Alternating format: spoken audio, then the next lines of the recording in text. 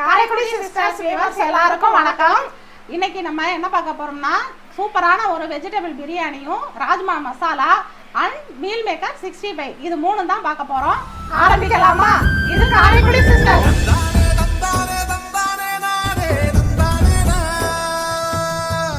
இப்போ ஃபர்ஸ்ட் நம்ம ராஜ்மாவை வேக வைக்க போறோம். இது நான் நேற்று நைட்டே ஊற வச்சிருக்கேன். ஊற வச்சுட்டு 4-5 தடவை தண்ணி ஊற்றி கழுவிட்டு தண்ணி போட்டு என்னங்கய்யா தண்ணி போட்டு தண்ணிய போட்டா தண்ணி ஊத்தி தண்ணி போடல, தண்ணி ஊத்தி வச்சிருக்கேன். இப்ப இந்த தண்ணியோடவே நம்ம இதெல்லாம் குக்கர்ல சேர்த்துடலாம். இது ஒரு 7-8 விசில் வரணும். அடுப்பா பத்த வச்சுக்கலாம். பத்த வை. உப்பு போடணுமா? உப்பெல்லாம் வேண்டாம், சும்மா லேசா போடுவோமா? போடுவோம் சும்மா லைட்டா.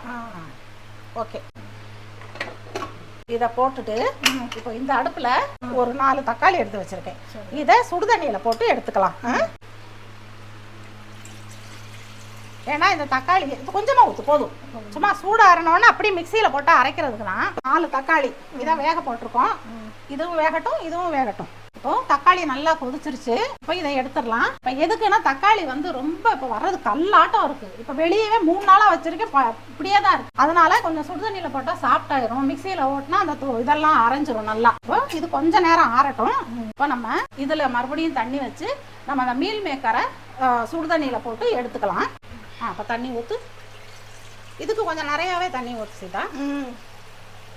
நான் மீல் மேக்கர் போட்டு கொதிக்க வச்சு வடிகட்ட தான் போகிறோம். இப்போ 8 விசில் வந்துருச்சு. இப்போ நம்ம இதை இறக்கி வச்சுக்கலாம். இது கொஞ்ச நேரம் ஆஃப் பண்ணுவோம். இப்போ இது கொதிச்சிருச்சுல, இதை வந்து இப்போ இந்த நம்ம சோயா இதை போடுவோம். மீல் மேக்கரை அப்படியே போடுவோம். இது அப்படியே இந்த கரண்டி வச்சு அமைக்க விட கொஞ்ச நேரம் பண்ணட்டும். இப்போ இதை தூக்கி இந்த பக்கம் வச்சிடலாம். நம்ம இந்த பக்கம் பிரியாணியை வச்சிடலாமா? வழக்கம் போல நம்ம அழகான பிரியாணி பாட்டு. இவ்வளவு நாள் நான்வெஜ்ஜுக்கு யூஸ் ஆனிச்சு, இப்போ வெஜிடேரியனுக்கு யூஸ் ஆகுது. ஆண்டி என்ன இன்னைக்கு வெஜிடேரியன்ல இறங்கிட்டா? என்னமா ஆசையா இருந்துச்சு வெஜிடபிள் பிரியாணி சாப்பிடணும்னு. சரி அதனால கொஞ்சம் ஊறட்டும். இது ஆஃப் பண்ணி வச்சா அப்படியே இருக்கலாம். 10 நிமிஷம் ஊறணும். கொஞ்சம் மூடி வை, ஊறட்டும். மூடி வச்சுறேன். இப்போ இதுல நம்ம எண்ணெயை ஊத்திக்கலாம். இப்போ எண்ணெயை ஊத்து. நம்ம ஒரு 3/4 கிலோ ரைஸ் போதும். கொஞ்சம் நெய் 3/4 கிலோ அரிசி, பாசுமதி அரிசி எடுத்து வச்சிருக்கோம். அதுக்கு இப்ப வந்து இதுல வந்து ஒரு 100-150 ml எண்ணெய் ஊத்திருக்கோம். இதுல வந்து கொஞ்சம் ஒரு 2 ஸ்பூன் அளவுக்கு ஊத்து. போதும் சீதா, போதும்.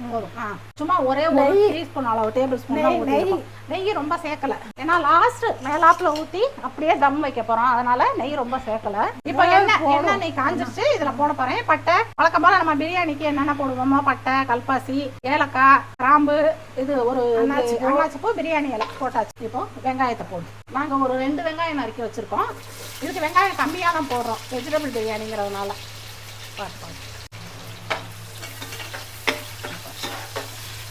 இப்போ இது வந்து நல்லா 10 நிமிஷம் மூடி வச்சிருந்தோமா, இந்த நல்லா ஊறிடுச்சு. இப்போ இதை வடிகட்டிட்டு ஒரு இது பச்சை தண்ணியை ஊற்றி நம்ம ஆற வச்சுக்கலாம்.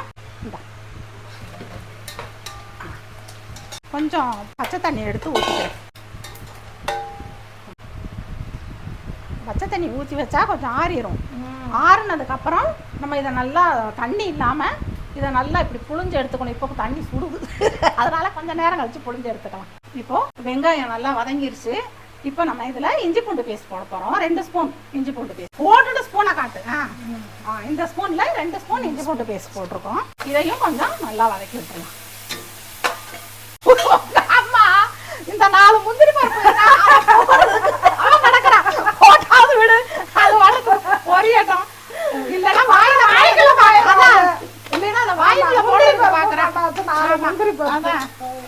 பருப்பு போடுறதுக்கு எடுத்து வச்சேன்.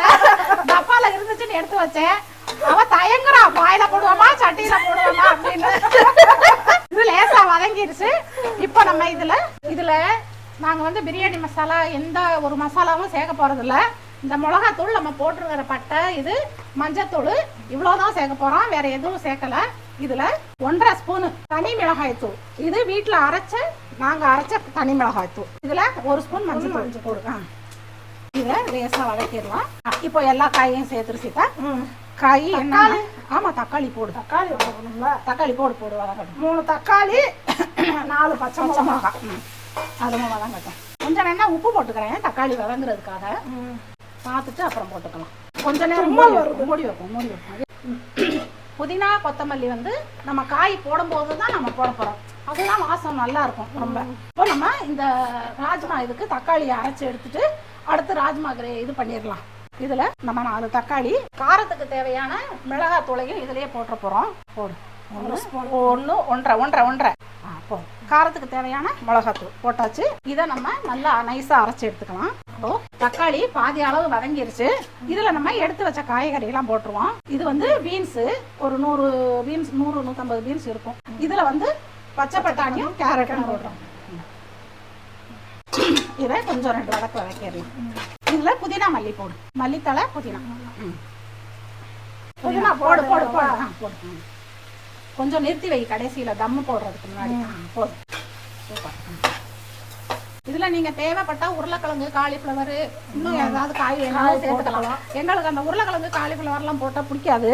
ஏன்னா அந்த காலிஃப்ளவரில் ஒரு ஸ்மெல் அடிக்குமா, அது வெஜிடபிள் பிரியாணியோட வாசத்தையே மாற்றிடும். அதனால நாங்கள் இது மட்டும்தான் போடுவோம். இதுதான் சிம்பிளாகவும் இருக்கும், நல்லாவும் இருக்கும். காய் நல்லா வதங்கிருச்சு, கொஞ்சம் அரைவாசி வதங்கிருக்கு. இந்த நேரத்தில் நம்ம தண்ணி ஊற்ற போகிறோம். இந்த கிண்ணத்தில் தான் நான் 3/4 அளவு எடுத்தேன் ரைஸ். இந்த அளவு எடுத்திருக்கேன். இதுக்கு இப்போ 1 கப்பு தண்ணி ஊற்றுறோம். ஊற்று. இன்னும் ஒரு கொஞ்சமாக ஒரு 1/4 கப்பை விட கம்மியாக ஊற்று. நம்ம வாயில் ஊற்றி பார்த்துட்டு வேணும்னா லெமன் சேர்த்துக்கலாம். கொஞ்சம் தானே போட்டால் காரம் இருக்கு, லெமன் மட்டும் போடணும். நான் இதில் தயிர் சேர்க்கல. பிரியாணிக்கு தயிர் சேர்ப்பாங்க, நான் வந்து இதில் தயிர் சேர்க்கல. லெமன் மட்டும் புளிஞ்சு ஊற்ற போகிறேன். 1 லெமன் புளிஞ்சு ஊற்றுறோம்.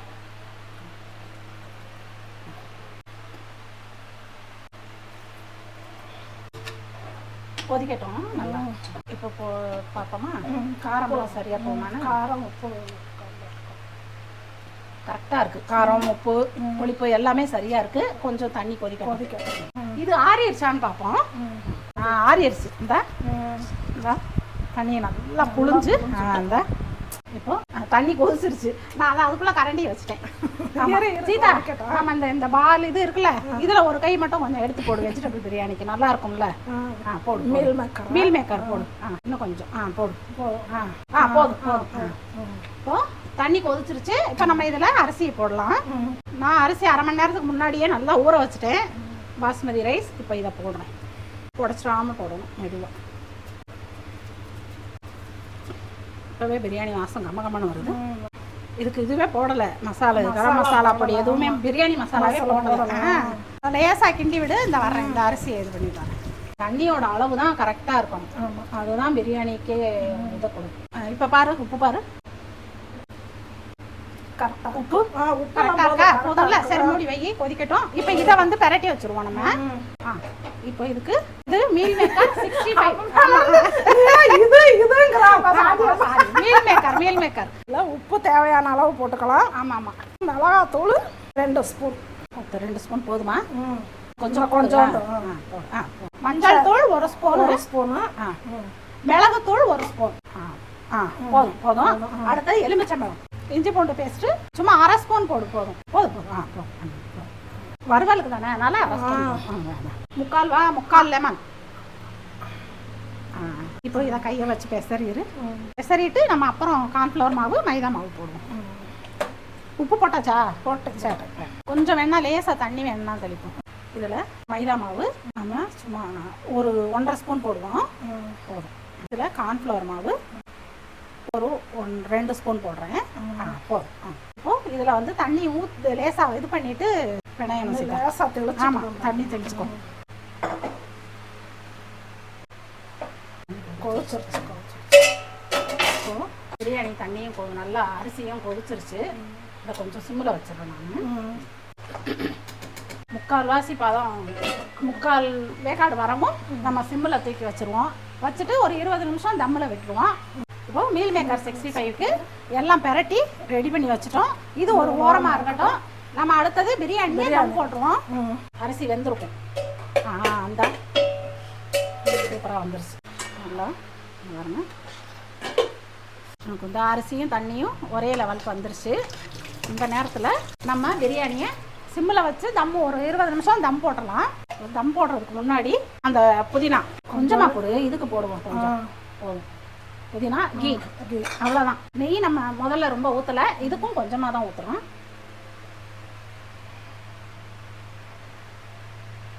இப்போ இதை மூடி நான் இப்போ ஒரு 20 நிமிஷம் இப்படியே விட்டுற போகிறேன், ஒன்றுமே பண்ணலை. 20 minutes later. இப்போ பிரியாணி தம் போட்டு 20 நிமிஷம் ஆயிடுச்சு. இப்போ நம்ம இதை ஆஃப் பண்ணிட்டு இறக்கிக்கலாம். இப்போ நம்ம இந்த அடுப்பு பற்ற வச்சுக்கோ. இதில் ராஜ்மா வெந்துருச்சான்னு பார்க்குறேன் நான். நம்ம 8 விசில் வச்சோம்ல, எப்படி வெந்திருக்குன்னு பார்க்கலாம். நல்லா வெந்துருச்சுல, நல்லா வெந்துருச்சு. இப்போ அதில் எண்ணெய் ஊற்றிக்கலாம். எண்ணெய் போதும் போதும் போதும். எண்ணெய் வந்து 2 டேபிள் ஸ்பூன் ஊற்றிருக்கோம். இப்போ சீரகம் போடுறேன். நான் இந்த ஸ்பூனில் 1 ஸ்பூன் சீரகம் போடுறேன். பொரியட்டும். நல்லா பொரிஞ்சிருச்சு. வெங்காயம் போடுச்சு. இதில் ஒரு 2 வெங்காயம் பொடியாக சாப் பண்ணி வச்சுருக்கேன், அதை போடுறோம். இது நல்லா கொஞ்சம் ப்ரௌனிஷாக வதங்கட்டும். இப்போ வெங்காயம் நல்லா வதங்கிடுச்சு. இப்போ இதில் நம்ம அரைச்சி வச்ச தக்காளியும் மிளகாத்தூளும் போட்டு அரைச்சி வச்சோம்ல, இப்போ அதை ஊற்றுறோம். போட்டு அதில் கொஞ்சம் தண்ணி ஊற்றி அலசி மட்டும், இந்த தண்ணியை ஊற்றிச்சுக்கா, இதிலே தண்ணி இருக்கு, இதில் தண்ணி ஊற்றி அலசி மட்டும் வைக்கி நம்ம அதுக்கப்புறம் ஊற்றிக்கலாம். ஏன்னா இது கொஞ்சம் எண்ணெய் பிரிஞ்சு வரணும், நல்லா சுருண்டு வரணும் இது. ஏன்னா தக்காளி பச்சை வாசம் போகணும், மிளகாத்தூளும் பச்சை வாசம் போகணும். அதுதான் 1 ஸ்பூன் மஞ்சள், 1 ஸ்பூன் மஞ்சள் கொஞ்சம் மூடி வச்சிருவோமா, தெரிக்குதுல்ல, கொஞ்சம் சுருண்டு வரணும். இதை ஓப்பன் பண்ணி பார்த்துடலாம். நல்லா இந்த எண்ணெய் பிரிஞ்சு நல்லா வதங்கி வந்துருச்சு, பச்சை வாசனையும் போயிடுச்சு. இப்போ நம்ம இந்த ராஜ்மாவை, வேக வச்ச ராஜ்மாவை போடலாம். இப்போ தக்காளி வந்து நல்லா வதங்கி எண்ணெய் பிரிஞ்சு வந்துருச்சு. இப்போ இதில் ராஜ்மாவை போடுறோம். ஒரு கிண்டி கிண்டிட்டு அந்த மிச்சம் தண்ணியையும் ஊற்றிடு சீதா. இன்னும் நம்ம உப்பு போடலாம் சீதா இதுக்கு. ஆமாம், இப்போ நான் இதில் கொஞ்சம் உப்பு போடுறேன். இந்த கொஞ்சம் தான் போடுறேன். நிறையா இருந்துச்சுன்னா கொஞ்சம் குறைச்சிரு, கொஞ்சமாக ஊற்றி. கிரேவி கொஞ்சம் கெட்டியாக தானே. ஆமாம், போதும் போதும். இப்போ வாயில் ஊற்றி பாரு. காரம்லாம் போதுமா? காரமாக இருக்கு, போதுமா? சரி, உப்பும் போதும், உப்பும் போதும். சரி, அது வேகட்டும். அதுக்குள்ளே நம்ம தேங்காயும் கொஞ்சமாக முந்திரி பருப்பு மட்டும் அரைச்சி ஊற்றிடுறேன். 1 ஸ்பூன் போடு. கொஞ்சோண்டு சீரகத்தூள் இன்னும் கொஞ்சம் கூட போடலாம், சீரக வாசம் தான் இருக்கு மெயின். போதும். இப்போ இதை கிண்டி விட்டுட்டு நம்ம மூடி வச்சிடலாம். அது பாட்டுக்கு வேகட்டும். இந்த ஜார்லேயே ஒரு 10 முந்திரி பருப்பு போடுறேன். சும்மா ஒரு துருவி வச்ச தேங்காய், சும்மா ஒரு 2 கைப்பிடி, ரொம்ப வேண்டாம். போதும். இதை மட்டும் நம்ம அரைச்சிக்கலாம். இப்போ அடுப்பை பற்ற வச்சுட்டு அந்த பக்கம் அது ரெடி ஆகிட்டு இருக்கட்டும். நம்ம இந்த பக்கம் அந்த மீல் மேக்கரா பொரிச்சு எடுத்துடலாம். அதுக்கு எண்ணெய், கடலை எண்ணெய் சும்மா 4 நாளாக போட்டு அப்படியே பொரிச்சு எடுப்போம். நல்லா கொதிச்சிருச்சுல, நல்லா கெட்டி ஆயிடுச்சு. இந்த ஸ்டேஜில் நம்ம அரைச்சி வச்சா தேங்காய் முந்திரி விழுத ஊற்றிடணும். கையில் வலிச்சு ஊற்றும். ஏன்னா நம்ம இன்னும் ரொம்ப தண்ணி சேர்க்க போகிறது இல்லைல்ல, அந்த ஜாரை மட்டும் லைட்டாக கழுவிட்டு அந்த தண்ணியை மட்டும் ஊற்றினா போதும். சூப்பராக ரெடி ஆயிடுச்சு. Rajma gravy ready. லேசாக கொதிக்கவும் இறக்கிடுவோம், ரொம்ப நேரம் கொதிக்கக்கூடாது. ஆமாம், தேங்காய் முந்திரி பருப்பு ஊற்றி இருக்கிறதுனால அப்படி கெட்டி ஆயிரும் ஒரு மாதிரி. போதும், இறக்கிடுவோம். எல்லாம் கொதிச்சிருச்சு, இறக்கிடுவோம் தம்பி. எண்ணெயும் காஞ்சிருச்சு. இதை ஆஃப் பண்ணிட்டு இறக்கி வச்சிடலாம். இப்போ இதை போடுவோம். கொண்டு வா. பால் ஒட்டிடும், அதனால ஒவ்வொன்றா தனித்தனியாக ஒவ்வொன்றா போடுவோம். சும்மா ஈவினிங் ஸ்நாக்ஸ் தான் கூட பண்ணி கொடுக்கலாம், நல்லா இருக்கும். எங்களுக்கு ஸ்நாக்ஸ் எல்லாம் போடணும்னு ரொம்ப ஆசை தான். ஆனால் வந்து சிஸ்டர் வேலைக்கு போகிறாங்க, அதனால எங்களுக்கு இந்த மாதிரி எடுக்க முடியலை. டெய்லி சண்டே ஒரு நாள் தான் அவங்க ஃப்ரீயா, அதனால ரொம்ப ரெகுலராக போட முடியல. ஆமாம், நல்லா பொரிஞ்சிருச்சு, பொன்னிறமாக வந்துருச்சுல, கோல்டன் ப்ரௌன். சூப்பர். இப்போ எடுத்துரு. இந்த இதில் இங்கே கலகலன்னு சத்தம் வரல, கலகலன்னு சத்தம் வரல. எடுக்கும்போது அப்படியே கருமுருன்னு சத்தம் வரணுமே. வருதா? கருமுருன்னு வருதா? வருது. இந்த சோயா பால் ஃபுல்லாக நம்ம வறுத்து எடுத்துகிட்டு வந்தோம் தம்பி. 65 ரெடி. அடுத்து பிரியாணியை ஓப்பன் பண்ண போகிறோம். செம்மையாக வந்து அரிசி எல்லாம் நட்டமாக நிற்கிது. அரிசி எல்லாம் நட்டமாக நிற்கிதான். இப்படி இருந்தால் தான் பர்ஃபெக்டாக வெந்திருக்குன்னு அர்த்தம். ஆமாம், எப்படி எடுக்கிறேன் பாரு தம்மு. சூப்பர். சூப்பரா இருக்கா? இப்போ கீழே இருக்கிற அரிசி எடுத்து மேலே போட்டு மேலே இருக்கிற அரிசியை அப்படியே கீழே போட்டோம்னா எல்லா பக்கமும் வெந்துடும். ஆனா சாந்தி நான்வெஜ் பிரியாணி செஞ்சாலும் சரி, வெஜ் பிரியாணி செஞ்சாலும் சரி, பிரியாணி மட்டும் சூப்பரா வந்துருது.